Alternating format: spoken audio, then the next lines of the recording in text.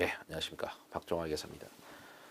보험계획사 회계학을 제가 여기서 강의하는 거는 아시죠? 저 회계 원리도 있고, 그다음 재무회계, 원가관리회계가 있는데, 야, 그럼 보험계획사 회계학이 세 가지 과목이냐? 나는 회계원리 과목만 있는 줄 알았는데, 그쵸? 과목명은 회계원리로 돼 있는데, 그 회계원리가 사실상 요 두 가지입니다. 여러분이 또 혼동할 수 있을 텐데, 그 어떤 사람들은 야 회계원리니까 회계 기초시험 아니냐? 아닙니다. 그냥 제목만 회계원리라고 하는 것이지 사실상 재무회계, 원가관리 회계라고요. OT는 뭐 최대한 짧게 하겠죠. 뭐 10분 이내로 끊을 텐데 어쨌든 그 회계 원리가 있고 재무 회계가 있고 원가 관리 회계가 있다 해서 야, 그럼 회계 원리랑 재무 회계는 뭔데? 요 두 가지는요. 요 회계 원리랑 재무 회계라고 하는 것은 그냥 재무 회계입니다. 다만 재무 회계 기초를 갖다가 회계 원리다라고 하는 것이고 그럼 재무 회계는 또 뭔데? 재무제표 학습하는 회계입니다. 그 다음에 얘는 원가, 제품 원가 개선하고 내부 의사결정하는 회계가 관리회계가 되는 겁니다. 그렇게 해서 우리는 재무회계, 재무제표 학습하는 회계, 회계장부죠. 그리고 제품 원가 개선하고 내부 의사결정하는 회계 두 가지인데 여기가 30문제, 여기 10문제 뭐 이렇게 돼 있습니다. 하여튼 그와 관련된 OT를 10분 이내로 하겠다. 그래, 저는 박종화 회계사이고 세무사이기도 하고요. 뭐 학교 뭐 여기 나왔고 3일 회계법인을 2013년 말까지 다녔죠. 그래서 나와서부터 쭉 강의를 하기 시작했죠. 우연찮게 강의를 했는데 왜 강의 시작했는지 별로 안 궁금하죠. 그런 건 나중에 강의 도중에 혹시 생각나면 설명드리겠습니다. 하여튼 우연찮게 강의를 시작하게 됐고 하다 보니까 이제 적성을 찾은 것이죠. 아, 내가 소질이 있구나. 어쨌든 하다가 또 강의를 하다 보니까 책도 무지한장 많이 썼는데 뭐 뒤에 바로 나오겠죠. 한 100권 이상 썼다고. 그래서 이제 3일 회계법인 다닐 때 재경관리사 등등의 국가공인시험을 26번 출제했습니다. 그래서 뭐 출제위원회 마음을 잘 알고 있죠. 그리고 대표이사도 하고 있습니다. 또 회사도 하나 차려가지고 컨설팅 회사 대표이사도 하고 있고 요것만 해도 사실 뭐 빡실 텐데 또 회계법인도 다니고 있죠. 이사로서 또 빡시게 회계감사도 하고 있습니다. 상장사 사회이사인데 요거는 뭐 사실 뭐 직함은 돼 있습니다만은 뭐 사회이사가 뭐 회사 밖에 이사기 때문에 뭐 그렇게 할 일은 많지가 않겠죠. 온갖 강의를 다 합니다. 세무사 강의, 뭐 관세사, 감정평가사, 뭐 보험계리사, 우린 계리사죠. 이 계리사 시험 난이도는 관세사랑 뭐 유사하다, 뭐 또는 뭐 비슷합니다. 누가 더 세다 낫다라고 하는 것은 시기적으로 다르기 때문에 하여튼 얘랑 난이도가 비슷하다. 그다음 감정평가사보다는 조금 더 쉬운 시험입니다. 많은 곳에서 강의를 하고 있다. 정말 수없이 많은 곳에서 강의하고 있습니다. 거의 뭐 소득세 신고할 때 보면은 한 30군데에서 소득이 들어올 정도로 정말 많은 곳에서 강의를 하고 있다는 것이죠. 그래서 뭐 금융연수원이라는 곳을 한 곳만 얘기한다면은 여기는 강사님이요. 놀라지 마세요. 1,400명입니다. 140명이 아니야. 1,400명. 거기에서 전체에서 1등입니다. 강의 횟수로 쳤을 때 1등입니다. 물론 뭐 강의 잘한다고 상도 주고 이렇게 하는데 우수 강사인데 하여튼 뭐 강의 횟수로 전체 강사 중에 1등. 그 정도면은 뭐 검증이 됐죠. 책을 뭐 100권 이상 썼다. 그래서 온갖 책들을 다 썼죠. 아까 말했습니다. 요놈의 업그레이드판이 재무회계라고. 그래서 비록 제목만 회계원리 시험이지만 사실 이거 다 하는 거라고. 정작 시험은 여기서 나오는 겁니다. 요건 그 재무회계 기초를 이제 회계원리다 하는 거니까 그냥 회계원리 과목 시험은 잊으시고 여기서 30문제, 10문제가 시험 나온다 했었죠. 그래서 회계원리 듣고 그다음 기본 이론이 뭐겠습니까? 요 두 가지가 기본 이론 되겠죠. 아무래도 문제 수가 다르기 때문에 재무회계 쪽에다가 시간을 많이 쏟아붓겠죠.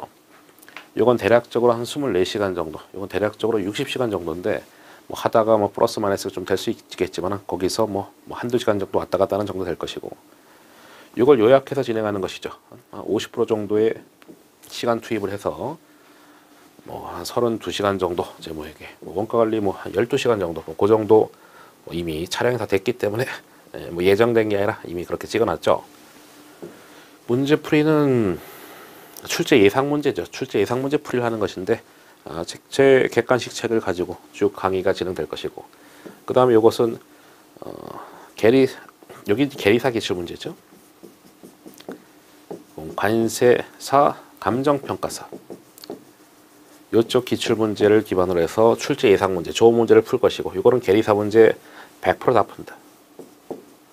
2014년부터 예, 모든 기출문제를 다 풉니다. 그때부터 계리사가 1차 시험이 됐기 때문에, 그러니까 1차 시험 나오는 모든 문제를 다 푼다고. 한 문제도 빠짐없이. 물론 중간에 뭐 개정이 돼서 내용이 삭제됐어. 그런 거 빼고는 다 푼다는 겁니다. 그 다음에 예습은 할 필요가 없다. 복습은 반드시 하시라. 야, 내가 직장 다니는데 복습 어떻게 하냐. 그러면은 뭐 한 48시간, 이틀 이내로. 난 직장인이 아니야. 전업 수험생이야. 그럼 하루 이내로 복습을 반드시 하시라. 왜냐하면 휘발성이 너무 강하기 때문에. 휘발성. 회계학 공부한 사람들은 압니다. 야, 미친듯이 까먹는다는 겁니다. 자꾸 까먹는 거야. 그래서 하루만 지나도 내가 공부했나 싶을 정도로 정말 짜증날 텐데, 어쨌든 휘발성이 강하기 때문에 반드시 하루 이내로, 아니면 직장인들 최소 이틀 이내로. 계산기 필요한 건 너무나 당연하죠. 우리 회계학을 공부하기 때문에 계산기인데 이제 카시오 거만 있습니다.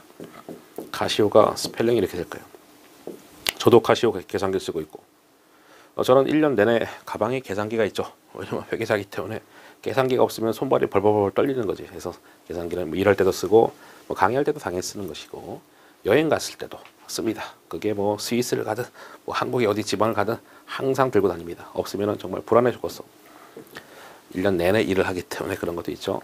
그 다음 연습장, 뭐 2차 연습장이 좀 좋겠죠. 2차 연습장 길잖아. 긴 거. 뭐 이렇게 이따 맞게 긴 거 있지 않습니까? 하면서 뭐 자기가 뭐 어떤 뭐 2차 문제 뭐 연습을 한다기보다는 뭐 그게 뭐 길기 때문에 아주 공부하기 좋다는 겁니다. 저도 이제 그렇게 1차 때부터 공부했는데, 여러분들도 2차 시험 있는 관계로 그렇게 거기다 하시는 게 좋다. 왜냐면 문제풀이 과정이 좀 길거든. 그러니까 조그만 뭐 연습장 말고 이렇게 좀 긴 거로 하는 게 좋겠죠. 계산기는 쌀집 계산기, 카시오께 좋다. 여기도 종류가 많은데 뭐 추천해달라고 메일을 쓰신 분이 있어. 아유, 그런 거냐, 알아서 하세요. 제가 뭐 카시오 계산기 어떻게 속속들이 다 알겠습니까? 그냥 얘가 좋고 많은 분들이 이걸 쓰고 있다. 쌀집 계산기. 이메일은 뭐 회사 사이트에다가, 학원 사이트에다가 질문을 하셔도 되지만은, 물론 거기도 제가 뭐 자주 들어갑니다. 뭐 이틀에 한 번 정도는 최소한 들어가기 때문에 거기다 질문하면 답을 할 텐데, 아니면 거기다 올리기 좀 창피하다, 쪽팔려, 그러면 여기다가 따로 쓰시면 되겠죠. 질문하시라고. 강의 특징이 많은데 한 앞에 2개 정도만 하죠. 뭐 그 2개 정식으로. 제 책을 보면은 하나 예제에 쭉 질문들이 있는데, 그 예제 질문에 보통 이제 1-2개 정도 질문이 있다고. 다른 책들은, 제 책들은 심하면은 질문이 12개야. 물음이. 그래서 하나의 상황에 대해서 뭐 1-2개만 물어보는 게 아니거든요. 다양하게 물어볼 수 있거든. 그런 것들을 다 한 예제에다 담아서 썼다는 게 책의 특징인 것이죠. 뭐 책의 특징이니까 당연히 강의도 그렇게 하겠죠. 그래서 어떤 케이스 회계학이다, 어떤 유형별 회계학이다. 그 다음에 이제 공부를 해보신 분들은 이게 무슨 말인지 알지. 회계치기가 아닌 그림을 통해서 푼다. 그래, 그림은 뭔지 모르겠지만 회계치리라는 말은 알겠죠. 당연히 회계 공부했으니까 회계치리 알 거 아니겠습니까? 회계를 기록하는 방법인데, 그래서 이제 공부하실 때 다 회계치리 연연하고, 강사도 뭐 회계치리 열심히 해라 이렇게 하는데, 정작 시험장 가서는 회계치리 풀면은 시간이 안 돼. 좀 늦다. 그래서 이제 그림 등을 통해서 푸는 것이죠. 그림 등을 통해서 뭔가 쉽게 하는 방법들이 있는데, 문제가 40문제가 있으면 40문제에 대한 다 핵심 어떤 스킬들이 다 있기 때문에, 그거는 뭐 저만의 스킬인 거지 뭐 모든 강사가 다 하는 거 아닙니다. 제가 또 남들보다 또 이렇게 또 샤프하게 가르치기 때문에 굉장히 쉽게 가르치니까, 그런 스킬들을 통해서 한다는 것이 가장 큰 특징 중에 하나가 되겠죠. 깜짝 놀랄 겁니다. 특히나 공부하신 분들, 오, 이런 방법이 다 있어. 그게 너무나 많다는 거예요. 그 책이 뭐 방대하기 때문에 출제되는 거 안 되는 거 다 설명해 드린다. 그래서 이거는 뭐 잘 나온다, 잘 안 나온다, 아예 안 나왔다, 공부하지 마세요, 다 설명할 거라는 것이죠. 그다음 뭐 PPT로 뭐 강의를 쭉 진행할 것이다. 컴팩트하게 집중도 있게 강의고, PPT는 이제 페이지가 다 적혀 있으니까 그 페이지는 여러분 책에 있는 페이지고, 그렇게 해서 잘 따라가시면 되겠습니다. 나머지는 뭐 각자 보시면 되겠습니다. 야, 네가 무슨 뭐 하나 예제에 뭐 이것저것 질문이 있다며, 많은 거는 12개도 있다며, 이거 보세요. 할인이란 주제가 딱 됐는데, 아유 뭐 고작 질문 4개네. 물론 4개도 많은 거지. 아닙니다. 더 있어. 8개.